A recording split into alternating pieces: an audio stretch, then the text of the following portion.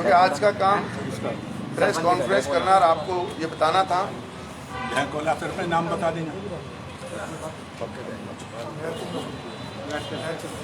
तो आज जो आपने कॉन्फ्रेंस बुलाई है बाबू जी, इसके बारे में विस्तार से बताएं बस कि आश्रम जो जा रहा है कितना जा रहा है, हाँ।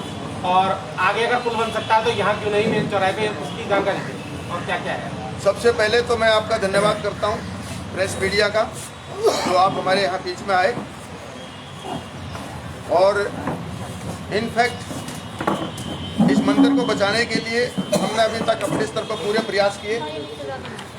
हमें लगा कि हम अपने प्रयास में कहीं कामयाब नहीं हो रहे, तो सच पूछो तो हमने मीडिया का सहारा लिया। आपके सहयोग की अपेक्षा है, आपका मार्गदर्शन और सहयोग हमें चाहिए। ये सारे साधु संत इतने पढ़े लिखे नहीं हैं, लेकिन सारा दिन भगवान के भजन में 24 घंटे व्यस्त रहते हैं। ऐसी स्थिति में इनके बीच से ये मंदिर का टूटना और इस उम्र में बहुत पीड़ादायक है।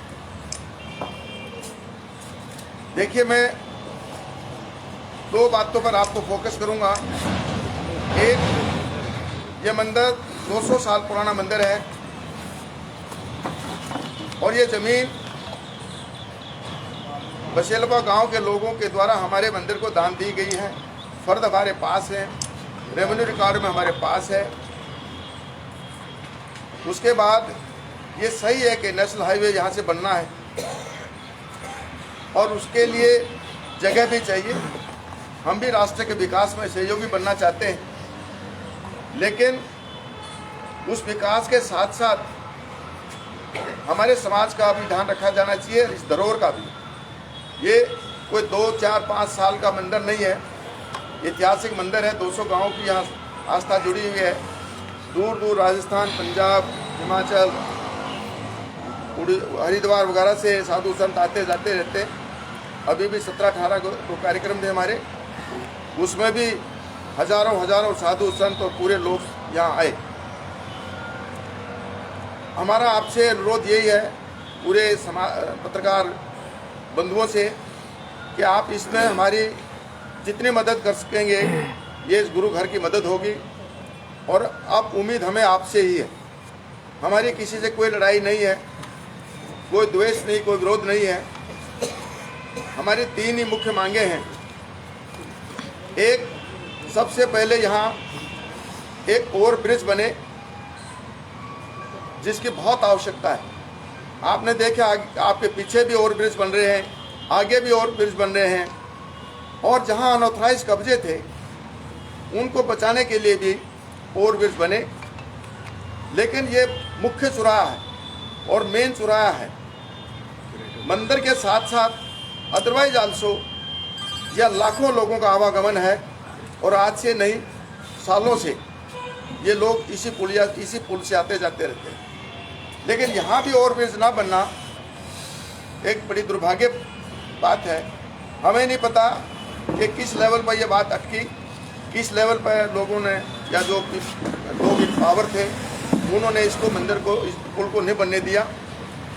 हमें जो पता चला, जब हम डिटेल में गए तो पता चला कि जब DPR बनी होगी 2 साल 3 साल पहले, उसमें ये एक छोटी सी पुलिया लिखी है, विलेज पुलिया के नाम से, जो हमें बताया गया, हमारी इन्फॉर्मेशन है, आप भी कंफर्म कर सकते हैं।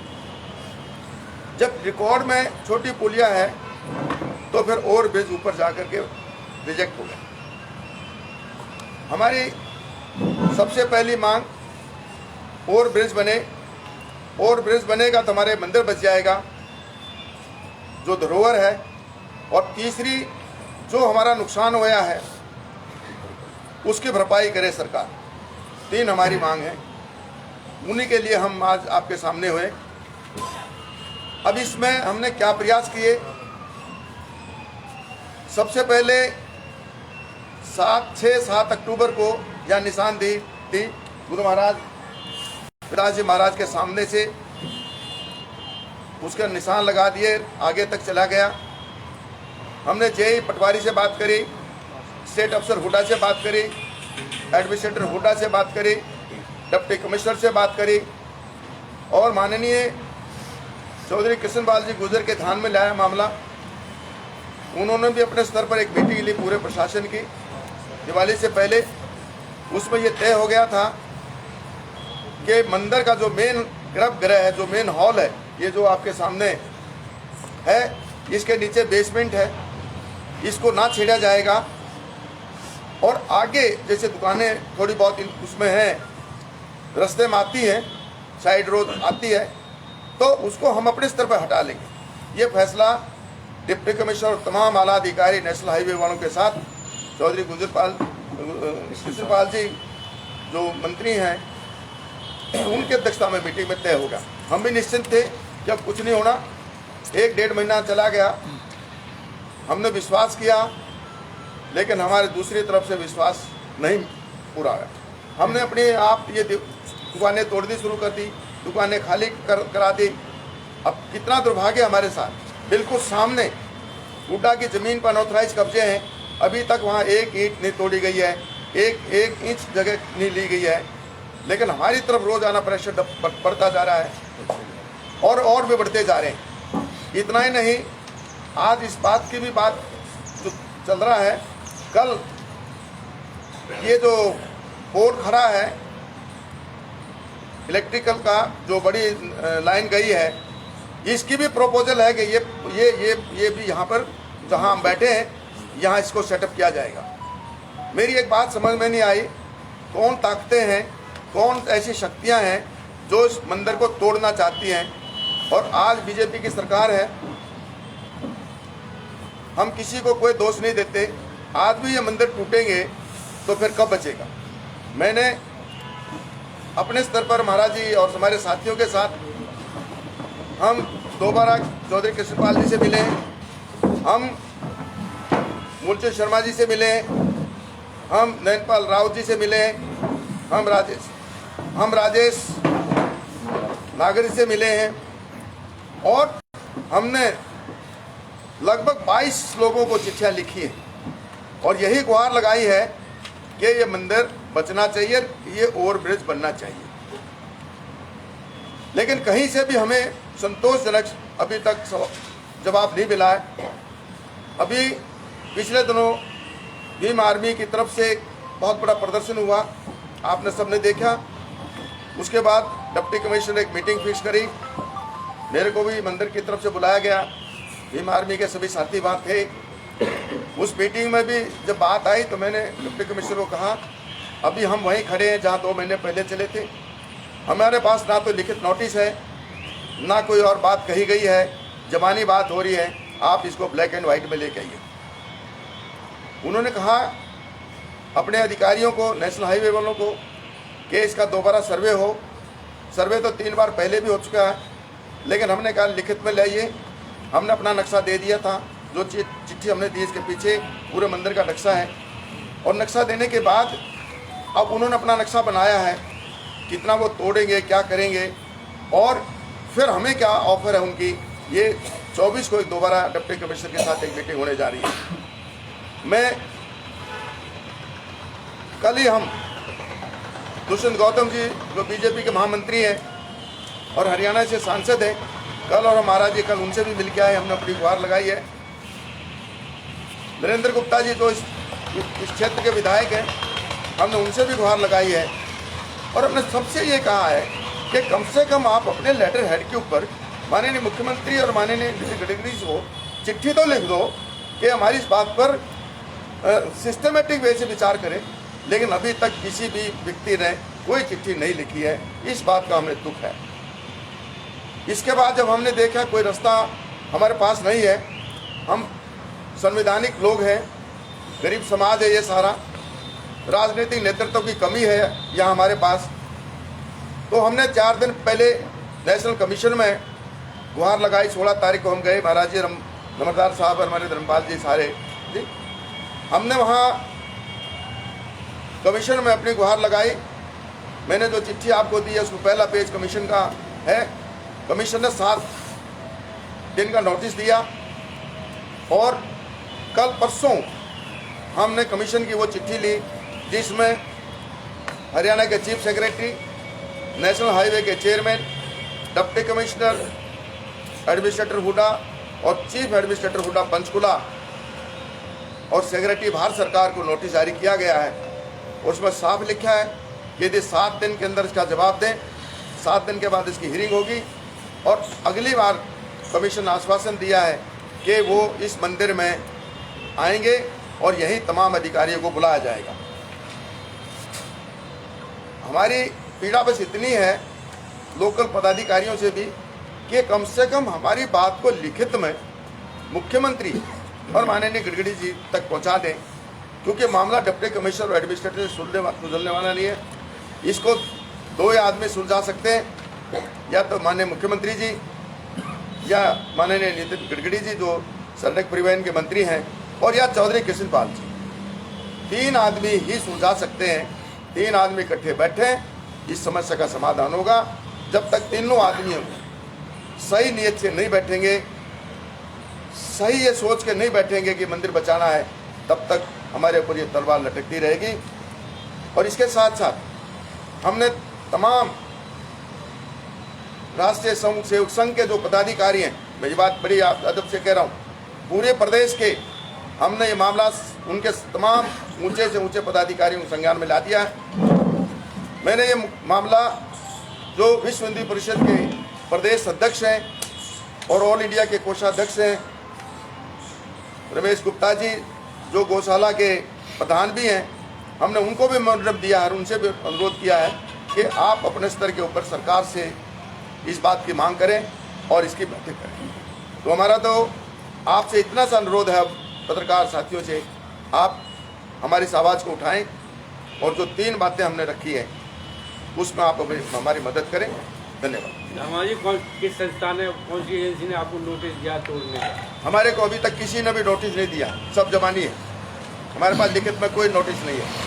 तो जबानी तो आपको तोड़ने कर रहे हो फिर अपने आप ही? जबानी इसलिए था जी कि ये मीटिंग हुई थी डिप्टी कमिश्नर के कार्यालय में, जिसमें एडमिनिस्ट्रेटर हुदा भी था और चौधरी कृष्णपाल जी के नेतृत्व में थी। उन्होंने कहा कि आप तोड़ लीजिए, आपका सामान काम आ जाएगा, नहीं तो हम तोड़ देंगे। हमने उसको सोचते हुए बिना नोटिस के उन्होंने सिर्फ बात हुई थी, बात हुई, हमारे पास कोई लिखित नोटिस नहीं अभी तक। तो हमने फिर सोचा जब हमारी ये बात होगी है कि भाई इस मंदिर गर्भगृह को नहीं छेड़ा जाएगा, विश्वास की बात थी, तो हमने वो मान ली कि भाई पूरा प्रशासन हमें बात कर रहा है, हमने मान ली। हमने कहा कोई बात नहीं, इतना तो हम भी सहयोग करने के लिए तैयार हैं। प्रशासन तो बहुत चाल खेल रहा है, आपको नोटिस दे देगा तो आप कोर्ट चले जाओगे, इसलिए नोटिस नहीं दिया होगा। अब आप इसको देखो क्या सर, कितना फुट मंदिर तोड़ा जा रहा है ये बताए एक बार। जी? कितना फुट मंदिर तोड़ा जा रहा है? मंदिर, हाँ सुनो भाई, मंदिर जो है, आप सभी पत्रकार एक बार इस छत पर चले, जब जी। प्रेस कॉन्फ्रेंस समाप्त हो जाएगी और मैं वो निशान दिखा दूंगा कि वो कहाँ तक टूटेगा। जैसा कि देखा जा रहा है, जहाँ तक मंदिर तोड़ा जा रहा है वहाँ पे कई पूर्वजों ने गर्भ समाधि भी लिया है। बिल्कुल ठीक है। क्या समाधि को हानि पहुँचाना सरकार सही कर रही है? एक बार बताए आप। नहीं, ठीक नहीं कर रही, बिल्कुल ठीक नहीं कर रही। जहाँ बोला जाता है कि हम धर्म को बढ़ावा देते हैं, हिंदुत्व के लिए आवाज उठाता है और हिंदुत्व की जो सहनशीलता है उसको ये घात कर रही है सरकार। क्योंकि ये मंदिर दलितों का है और सर, दलितों से क्या ये सभी चाहिए, लेकिन मजबूरी में कहना पड़ रहा है कि दलितों के मंदिर को हिंदू धर्म में नहीं माना जाता। सर, कौन कह रहा है कि दलितों को हिंदू में नहीं माना जाता? आप कैसे कह सकते हैं? कैसे? हमारे साथ कोई आदमी नहीं आ रहा, आज हम ही बैठे हैं सारे दलित। आज इतने हिंदू हिंदू राष्ट्र की बात कर रहे हैं, कौन हिंदू आपके साथ में है? मैंने क्या कहा, मैं तमाम आरएसएस के प्रदेश स्तर के टॉप ब्रांच को ये सूचना दे चुका हूँ।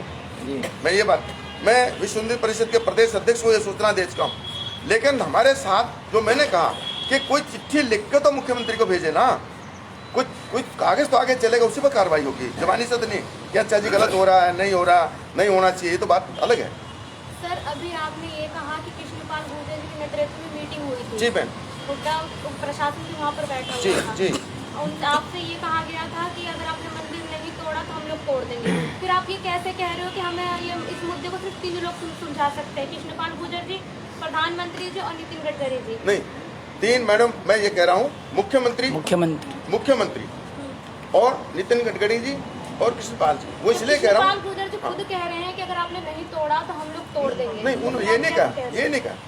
उन्होंने ये कहा था उस मीटिंग में कि कि हम इस गर्भगृह को नहीं तोड़ेंगे, ये जो मेन हॉल है, और आगे जो जो जैसे दुकानें आपने देखी हैं उनको आप स्वयं हटा लो, क्योंकि आपका वो गाटर है और सामान है वो काम आ जाएगा। तो हमने उस बात को विश्वास कर लिया। अब क्योंकि मैं एक और बात है, नेशनल हाईवे वालों से जब मेरी बात हुई, उन्होंने कहा फाइल ऊपर जा करके अटक गई, पर पिछली मीटिंग में डिप्टी कमिश्नर ने कहा कि फाइल रिजेक्ट हो गई है। तो रिजेक्ट होगी तो फिर हमें फिर एक्टिव हुई, अभी तक हमें विश्वास था। लेकिन 2018 में मेरे पास चिट्ठी है हरियाणा सरकार की, उसमें हरियाणा सरकार ने अंडरटेकिंग दे रखी है कि यदि बजट बढ़ता है तो हरियाणा सरकार उसको कंपनसेट करेगी। हम ये चाहते हैं कि हरियाणा सरकार और केंद्रीय सरकार मिलकर ये पुल बना दे मैडम, तो हमारा मंदिर भी बच जाएगा और पुल से लाखों लोगों का फायदा होगा, अकेले मंदिर का नहीं होगा। आपकी मांग है कि फ्लाईओवर बना दिया फ्लाईओवर जाए, हमारी जिससे सबसे पहली मांग फ्लाईओवर की है। यहाँ फ्लाईओवर बन जाए तो हमारा मंदिर भी बच जाएगा और लाखों लोगों को लाभ भी मिलेगा। लाभ और भी जो रुकावट होती है कभी वो भी खत्म। और आप देखिए एक तरफ, हाँ जी, वो कौन से अवैध निर्माण है जिसको बचाने के लिए पुल बना दिया गया? ये आगे और पीछे आप देख लो, सारे आगे और पीछे।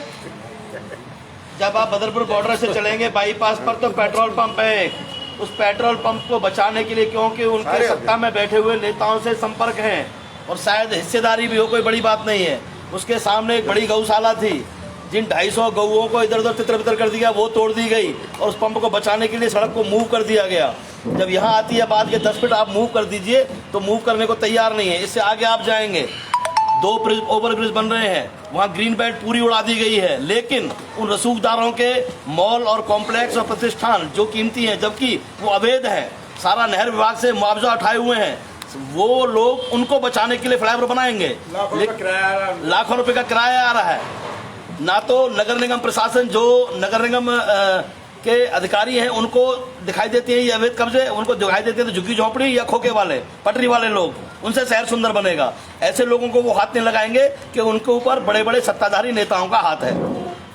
ये देखिए चिट्ठी है हरियाणा सरकार की 2018 की, इसमें बाकायदा साफ लिखा है कि हरियाणा सरकार जो एक्स्ट्रा बर्डन होगा, एक्स्ट्रा है, उसको ये बियर करेगी।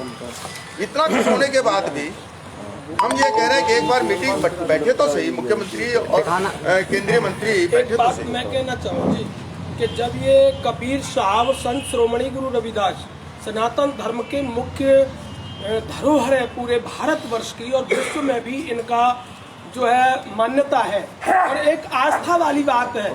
जब आस्था के नाम पर हमारे अयोध्या में उस मंदिर के लिए केंद्र सरकार ने, राज्य सरकार उत्तर प्रदेश ने इतना प्रयास किया, और ये हमारे सभी संत महात्मा राम कृष्ण गीता भागवत रामायण की संस्कृति को लेकर के हमारा जो दलित समाज है सनातन धर्म का एक अंग है। अगर उस समय संत श्रोमणी गुरु रविदास ने इस्लाम धर्म अगर कबूल कर लिया होता तो हिंदू धर्म का कितना बड़ा नुकसान होता। हिंदू धर्म को अस्तित्व में रखने के लिए संत श्रोमणी गुरु रविदास और संत कबीर साहब को श्रेय जाता है। कबीर मत परमहंस आश्रम यह लिखा हुआ है, यहाँ पर कबीर मत से संबंधित यहाँ कितने संतों की जीते जी उन्होंने समाधि ली है, और सन और तारीख वाइज कह करके उन्होंने अपने स्वयं जीते जी उन्होंने समाधि ली है और समाधि बनी हुई है उन संतों की। मेरा ये निवेदन है आप सभी पत्रकार मीडिया बंधुओं से कि हम जो है सनातन संस्कृति के जो अंग हैं और उसको बढ़ाने में हमारा पूरा सहयोग हमारे महापुरुषों का है, तो उन महापुरुषों के प्रतिष्ठानों को डिमोलिशन क्यों किया जाए? सरकार किसी भी तरह से इसको बचाने के लिए, आस्था वाली वस्तु को बचाने के लिए भरपूर प्रयास करे। मेरा आप सभी मीडिया बंधुओं से, मीडिया कर्मियों से, ये मेरा आप लोगों से निवेदन है। धन्यवाद। एक रेवेन्यू के बारे में नंबरदार साहब 1 मिनट आपको बता देंगे, आप बताओ। यहाँ पर ये मंदिर अब जहाँ हम बैठे हैं, ये आज ने अंग्रेजों के राज से है। ये बसेलुआ गांव होता है जिसको आजकल हम बसेलुआ मोहल्ला कहते हैं। ये बसेलुआ गांव से किसान जिसकी ज़मीन थी उसने स्वामी मंगनानंद को दान में दी थी। इसमें जब से भी हमें कागज पढ़ने वाले मिले हैं उर्दू से अरबी से, उसको हमने दिखवा दे पढ़वाए, उनके हमारे पास फर्द भी हैं। उस पर हमें ये कभी गट्ठों में थी, फिर बीघों में थी। जब हमारे आज़ाद हुआ देश चकबंदी हुई उसमें ये एकड़ों में आई, उसमें भी ये एकड़ों में भी हमारे 12 बीघे जमीन जो मंदिर के लिए रही। इसी 12 बीघे जमीन से हमारे साधु संत अपना गुजारा करते थे, जिसमें खेती बोवे और आश्रम चला और भजन करे। ये वही मंदिर है जहाँ उस साधु स्वामी मंगनानंद ने कभी चैलेंज करके अपना टाइम रख के और अपनी यहाँ पे जिंदन समाधि ली है। हमारे खुशहाल दास महाराज ने, हमारे केवलानंद महाराज ने, ऐसे ऐसे साधु हैं। और आज भी जमीन पे जब गवर्नमेंट ने जरूरत पड़ी, अपने ऑफिस में बैठे बैठे ही और उसमें तोड़ फोड़ ही कर लेते हैं, कागजों में काट देते हैं। अब भाई कहाँ किस चीज़ की जरूरत हुई, तभी हमारी नहर में ले ली। हमारे 2 कुएं नहर में भी गए हैं, आज भी एक कुआं हमारा बचा हुआ है। ये लोग कह देते हैं कि आज नए मंदिर बन